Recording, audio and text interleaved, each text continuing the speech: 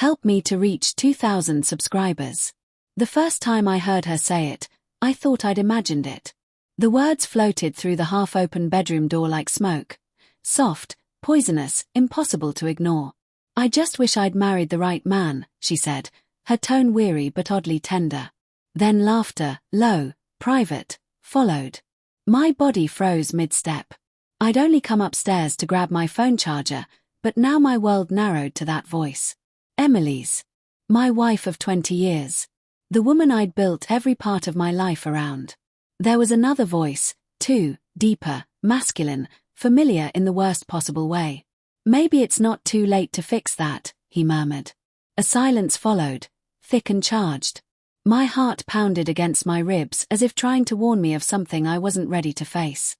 I backed away slowly, each step deliberate. The hallway light flickered above me, and I felt sick. Not angry. Not yet. Just hollow. Downstairs, I stood in the kitchen staring at the family photos lining the wall. Us at the lake. Us on our anniversary.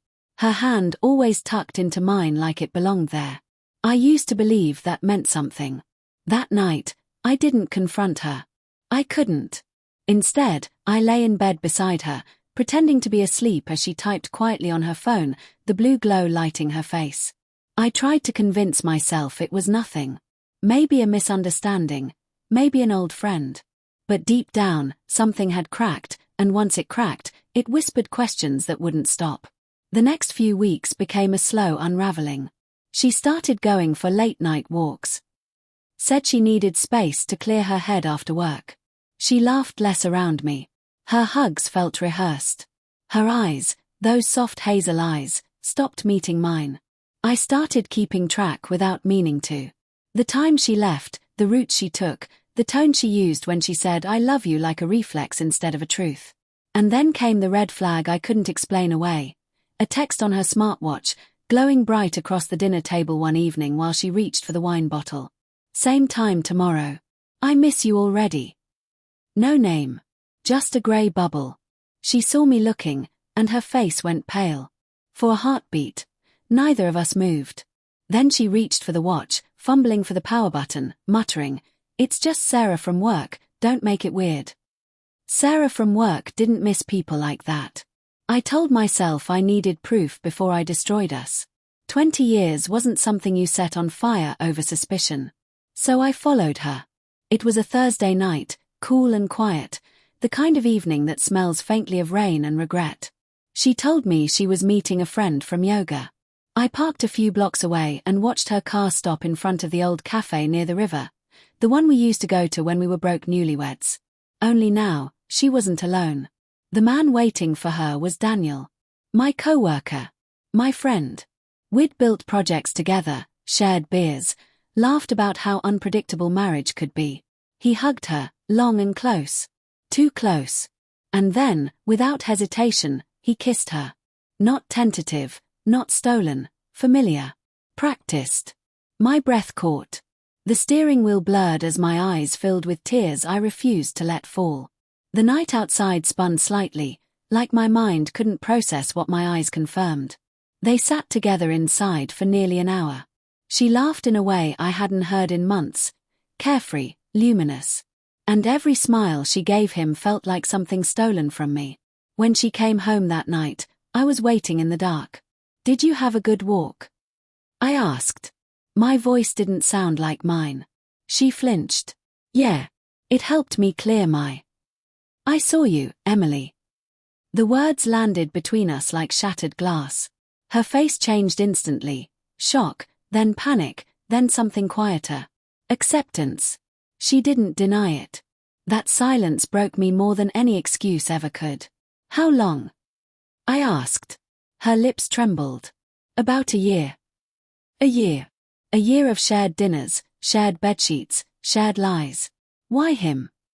I whispered. Her answer came softly, but it gutted me. "Because he listens. Because with him, I feel like I matter again." I wanted to scream, to throw something, to make the world acknowledge the devastation burning inside me. But instead, I just stood there. "You mattered to me every day," I said, my throat tight. "Even when it got hard." even when you stopped trying. Tears welled in her eyes, but I couldn't tell if they were for me or for the version of herself she'd lost.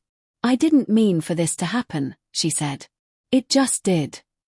That line, how often had I heard it from others? How conveniently human it sounded. I moved out the next morning, packed my things in silence while she stood in the doorway, arms crossed like she wanted to stop me but didn't know how. Please, she said finally. Don't just walk away. I paused. What else is there to do? You already did. The house felt emptier than ever. Even the walls seemed to echo differently, as if they'd already picked a side. In the weeks that followed, she texted me often. Apologies, confessions, regrets. Sometimes I answered. Sometimes I didn't. The hardest part wasn't the betrayal, it was realizing I'd spent half my life believing love was enough to keep someone faithful. It wasn't. One night, months later, Daniel showed up at the office after hours, eyes bloodshot, hands shaking. She left me, he said. Said she can't do this anymore. I didn't feel pity, just exhaustion. She was never yours, I said quietly. You were just the escape route. He looked at me like I'd hit him. Maybe I had, in the only way that still mattered. It's been a year now. I've moved into a small apartment overlooking the river. I still see that cafe sometimes from my balcony. They replaced the old sign, painted the walls new colors, but every time I pass it, I remember that night, the night everything I thought was permanent shattered into something unrecognizable. Emily reached out again recently. Said she wanted to meet for coffee, to talk about what went wrong. I stared at the message for a long time. Then I deleted it.